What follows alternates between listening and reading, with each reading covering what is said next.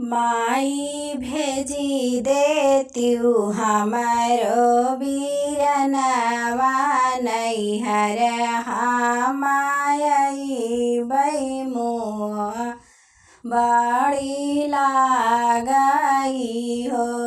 माई भेजी देत्यू हमारो बीरनवा नैहर हमाई बैमुआ बड़ी लागई हो।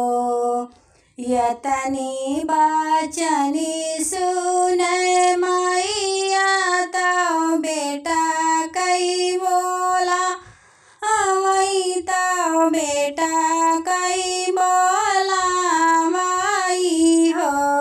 बेटा चला जात्यो बहिनी के घरवा बहिनिया तोहरी आई है तो तुहो का बोलावाई हो। बेटा चला जात्यो बहिनी के घरवा बहिनिया बोलावे बहिनिया लाई औत्यऊ हो। यतनी बचनी सुन भौजी तो झझकी कई बोलाई तो झझकी कई बोलाई हो। सासू नहीं जई है हमारो सा जनवा नदिया नाही आई हाई हो। सासू नहीं जई है हमारो सजनवा नदिया नाही आई हाई हो। यतनी बचनी सुन मैया त मनवा दुखित भय बेटी से बोलाई हो। बेटी चली औत्युलाई कैलालनवा बीरन नाही जई है भाऊजी नाही भेजाई हो।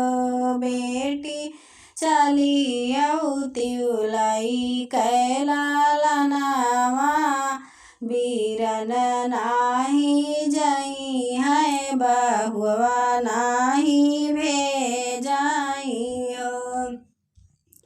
यतनी बचनी सुनी बेटी तो ललना उठावाई हो।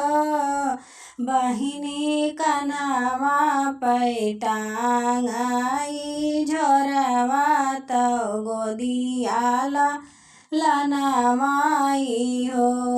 बहिनी चल दीही तपती डगरिया नैहरवा में पहुँचे दुअरवा पे पहुँचाई हो।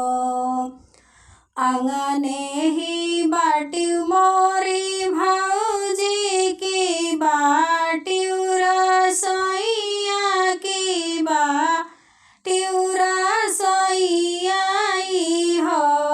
भौजी बुनाए कपनिया पियऊ ललन मोर पियासने हो। भौजी बुनाए कपनिया पियऊ ललनवा मोर पियासन हो। रसरिताए ननदी टूटी गईले घैला ता फूटी गईले घैला ता फूटी गईले हो। ननदी नलवायो कुइया गईले सुखाई तो पनिया सपन भाए हो। ननदी नलया और कुइया गए सुखाई तो पानिया सपन भाए हो। तू ही मोरी भौजी से भौजी तू ही न मोरी भौजी हो भौजी टुका भर रोटिया खियऊ तिउललनवा खान बाटे हो भौजी टुका भर रोटिया खियऊ तिउललनवा खान बाटे हो। यतनी बचन सुनय भौजी तन नदी से बोलाई हो ननदी गहुआ मैं लगी गए घुनवा तो रोटिया सा पन भाए हो ननदी गहुआ मैं लगी गए घुनवा तो रोटिया सा पन भाए हो।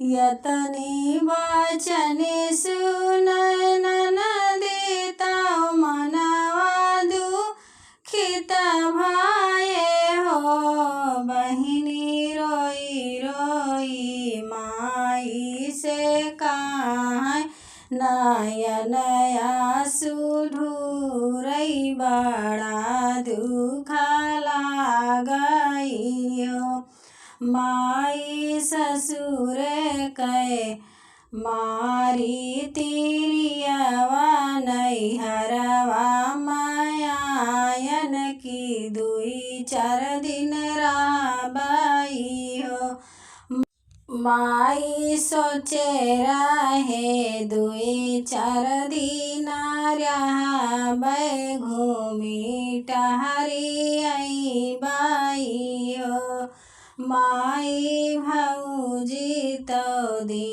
ऐसन जब बाबा कर जवा मैं साल कर जवा मैं सा